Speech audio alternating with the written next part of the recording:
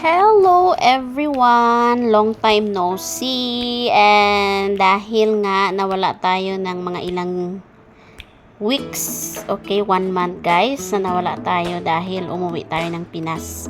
So, my purpose ang pag-uwi ko ng Pinas, and sobrang happy ako guys dahil as you can see guys na yung bahay namin ay sobrang napakaluma na guys, and it needs a lot of repairs and renovation guys. So slowly guys ay sa 1 month ko naging okay ang resulta. So ayan guys. So kita nyo naman yung before ng aming bahay. So napakadumi na guys dahil 18 years na yan guys na hindi talaga naayos. So every time nasa malayo ka, and then yung naiwan lang doon yung sa bahay namin ay yung nanay ko at saka yung anak ko guys. So ayan. So, slowly guys, pinaayos ko siya and pinapinturahan ko siya ng bago, pina-repair yung mga dapat i-repair.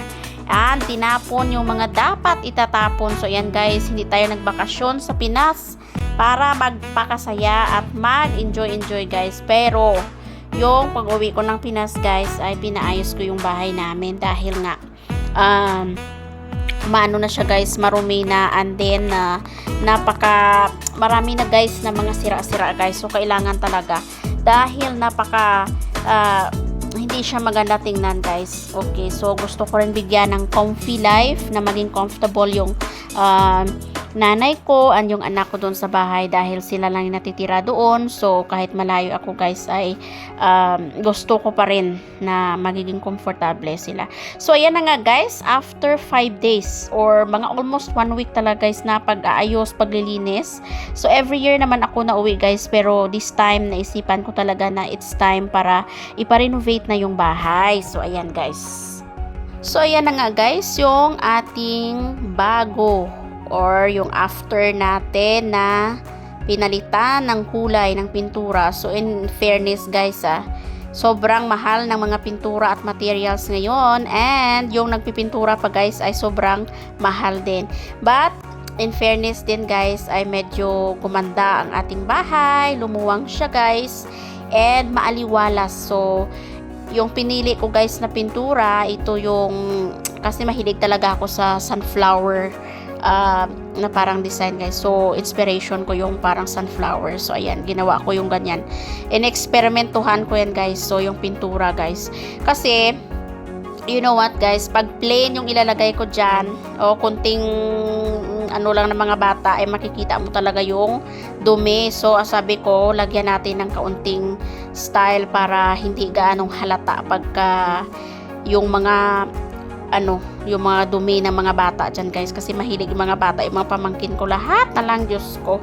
So ayan guys, medyo in fairness talaga guys ay naging malinis siya guys. So parang siya, maraming nagsasabi na parang wallpaper siya pag tinignan. So actually hindi siya guys wallpaper, so it's just a paint. Okay, so inayos ko siya guys. Sobrang pagod, sobrang as in super duper guys, na parang sumasakit yung buong katawan mo. Alam mo yung umuwi ka ng Pinas para magbakasyon, pero iba pala yung pag-uwi mo, sobrang pagod pa din. So yung kitchen guys, yung pinili ko ay parang gray. So parang okay lang din. So gray yung nilagay ko dyan guys. So parang hindi halata na mayroon siyang bagong pintura. So ayan, itin-transfer ko yung mga abubot dyan, and yung mga kalat-kalat dyan guys, pinangtanggal-tanggal ko tapos para lumuwang-luwang siya. So ayan, and then yan yung mga collection ko ng magnets guys. Every time na alis ako puntang ibang bansa, bumibili ako ng mga magnets guys.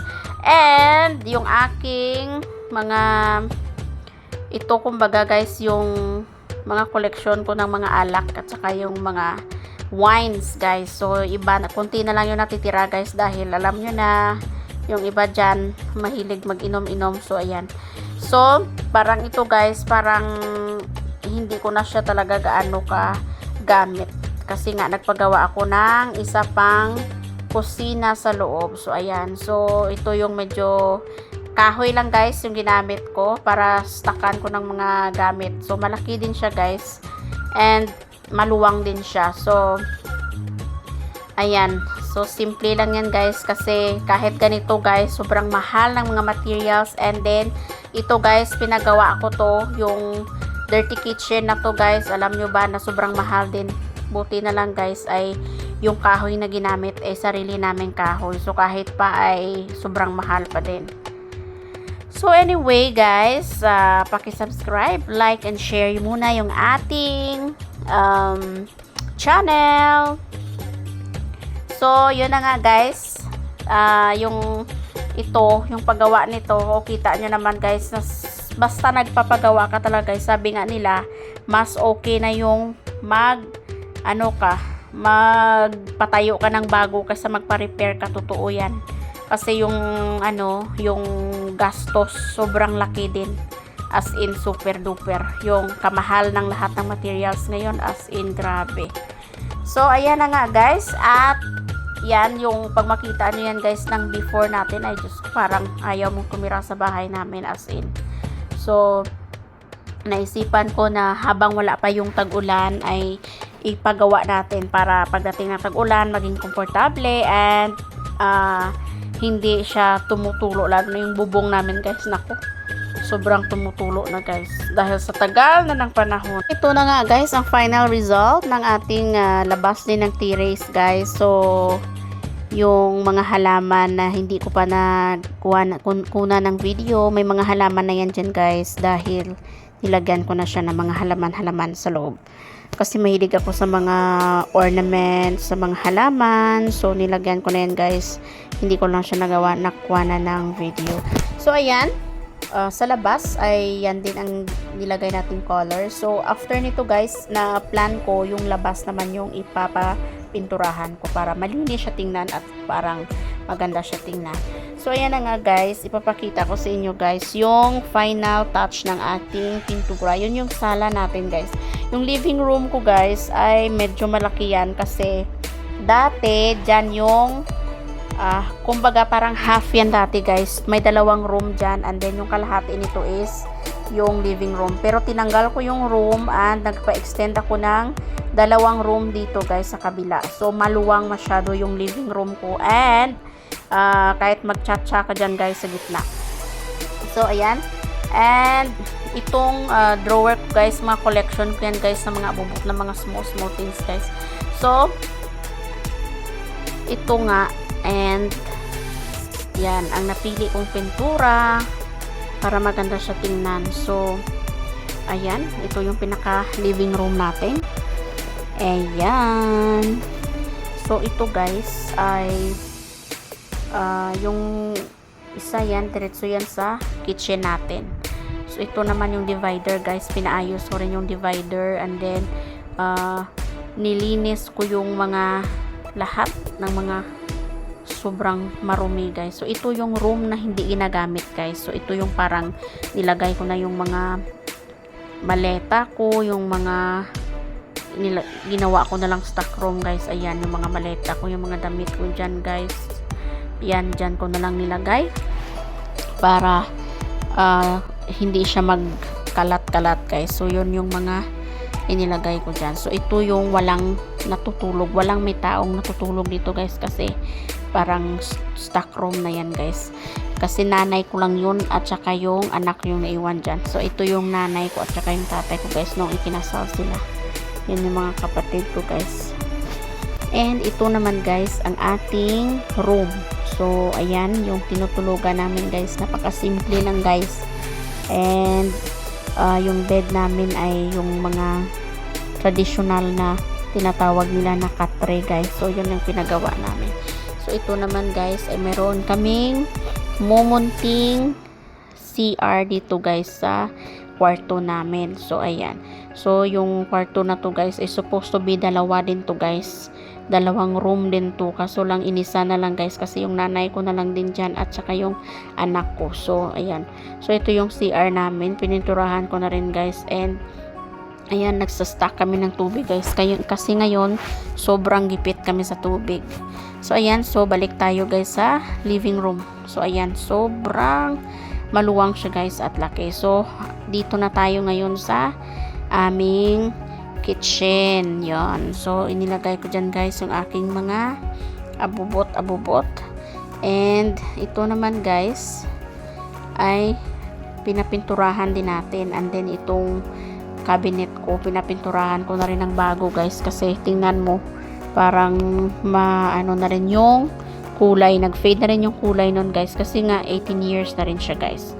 So ayan na nga. So mayroon din kami ditong stove, yung gasol namin guys, dito ko nilagay kasi minsan pagka gusto ko magluto dito ay pwede rin kung ayaw ko dun sa dirty kitchen. And ito guys, parang simpleng CR din to guys, na kung may bisita kami ay pwedeng dyan na sila mag CR. So ipapaayos ko pa yan guys. Next na project ko, ayan na naman ang ipapinturahan ko at saka ipapaayos ko. So dahan-dahan lang talaga guys, kasi nga sobrang mahal at sobrang laki ng gastos. So ayan, so ito na guys, and ipapakita ko din sa inyo guys yung bagong kitchen, yung dirty kitchen na pinagawa ko.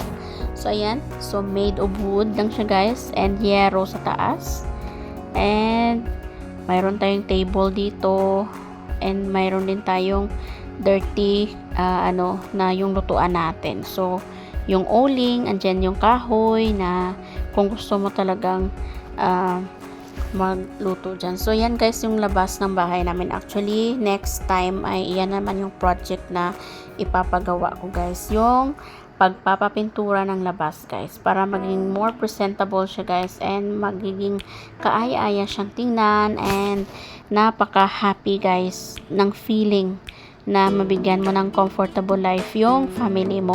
So ayan, thank you so much guys for watching.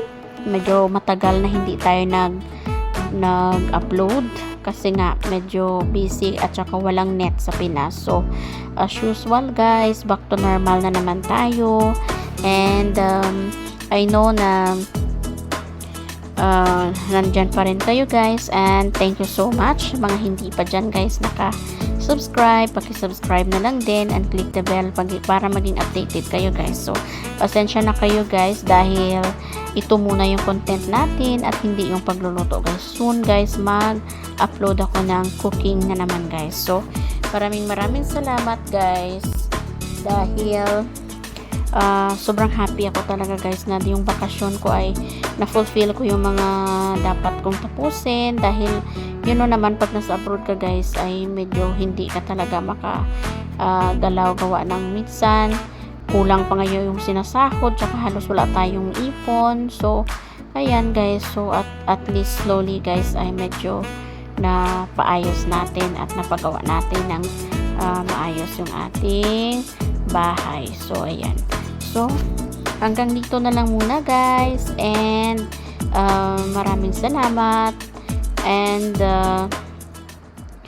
sa susunod guys, ayan, so happy lang ako guys dahil natapos ko yung pagpaayos ng aming bahay. So ang next project ko guys ay yung labas naman yung pinturahan ko. So mas lalo siyang gaganda. So I will update you guys. Have a nice day everyone. Bye.